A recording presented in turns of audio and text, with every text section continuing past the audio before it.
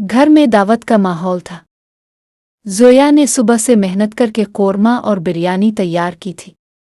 इसने सोचा था कि शायद आज जुबैदा बेगम खुश हो जाएंगी, लेकिन जैसे ही पहला नवाला जुबैदा बेगम के मुंह में गया, उन्होंने प्लेट झटक दी। यह कोरमा है, उबला हुआ गोश्त। जोया, क्या तुम्हारे मायके में इसी तरह फीका खाना खिलाया जाता है? जोया का चेहरा सबके सामने उतर गया।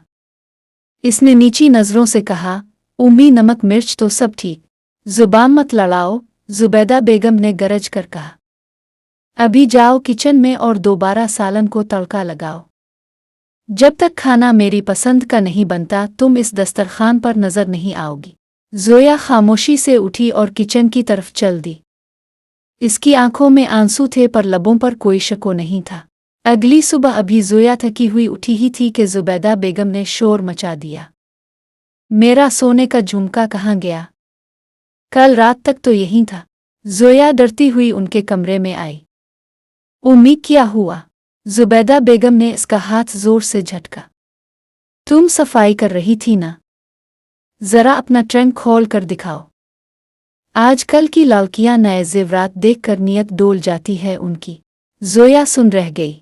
उम्मी, मैंने नहीं लिया। बकवास बंद करो। जब तक तुम्हारा सामान चेक नहीं होता, इस घर में तुम्हारा कोई एतबार नहीं। उन्होंने जोया का कबरूड खोलकर उसके सारे कपड़े और सामान जमीन पर फेंक दिया। जोया एक कोने में खड़ी सब्र से ये सब देखती रही। जब जुबैदा बेगम कमरे से निकल गईं, तो जोया अपने बिखरे हुए सामान को समेटते हुए रोने लगी। आउला, मेरा क्या कसूर है? मैंने तो हमेशा उन्हें मां समझा। अचानक बिखरे हुए सामान के नीचे से एक पुरानी धूल से भरी डायरी मिली, जो शायद कबरूड के पीछे छपी हुई थी। जोया ने इसे खोला तो वो जुबैदा बेगम की पुरानी डायरी थी। इसमें लिखा था, आज फिर मेरी सास ने मुझे सबके सामने जलील किया। मेरे खाने में नक्स निकाला और मुझे चूर कहा।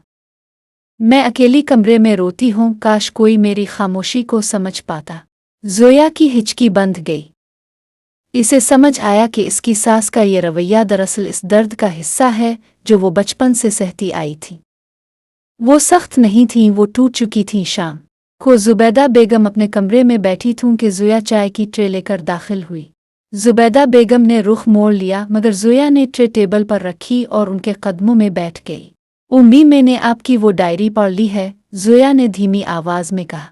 जुबैदा बेगम ठिठक गईं। उनके चेहरे पर गुस्सा आया, लेकिन जोया ने उनका हाथ थाम लिया। मैं आपसे नाराज नहीं हूं।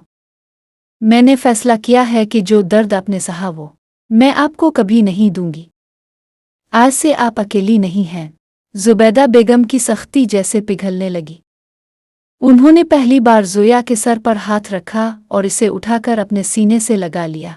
मुझे मुआफ कर दो बेटी, में सास बनते बनते ये भूल गई थी कि दुख बांटने से कम होता है, देने से नहीं। इस दिन के बाद घर की फिजा बदल गई। वो उनकही लकीर जो सास और बहू के बीच थी, हमेशा के लिए मिट गई। जोया की खामोशी और सब्र ने एक पत्थर दिल को दोबारा मोम कर दिया था।